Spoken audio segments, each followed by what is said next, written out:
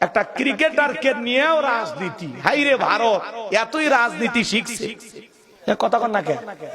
বিশ্বের এত বড় একটা দেশ ভারত, 130 কোটির উপরে মানুষ বসবাস করে, সেই দেশের মানুষ একটা মোস্তাফিজকে ভয় করে, কথা কন না কেন? আচ্ছা মোস্তাফিজ খেলতে যাবে, কি বোমা নিয়ে যাবি? হ্যাঁ, এয়ারপোর্টে নামলে মোস্তাফিজকে আমরা পিটাবো, মারবো। আমাদের ছেলে তোদের দেশে যাওয়ারই দরকার নাই, কথা বলেন ঠিক কিনা?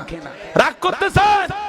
তাহলে আইপিএল খেলা বয়কট, ভারতের সব চ্যালেঞ্জ নিষিদ্ধ করা হবে বাংলাদেশে, কথা বলেন ঠিক কিনা? শিল্পী আসিফ শোনেননি নাম? ও ক্রিকেট বোর্ডের পরিচালক হয়েছে।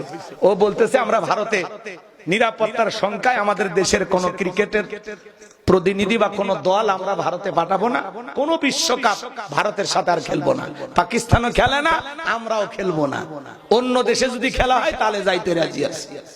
ঠিক, আমাদের সাথে এরা বাড়াবাড়ি করবে, আমরা সারা যেমন সারি দিয়ে যাবো, কথা কন না কাঁচা?